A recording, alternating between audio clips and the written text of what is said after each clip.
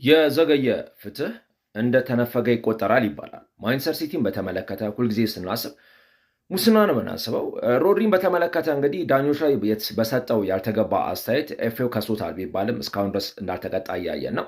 አንዳንድ መረጃዎች እንደሚያሳዩት በዚህ ሳምንት ሮድሪ ይቀጣል የሚል ነገር ነው። ቅጣቱ በጨዋታ ነው በገንዘብ ነው የሚለው ነገር እስካሁን አልተረጋገጠም።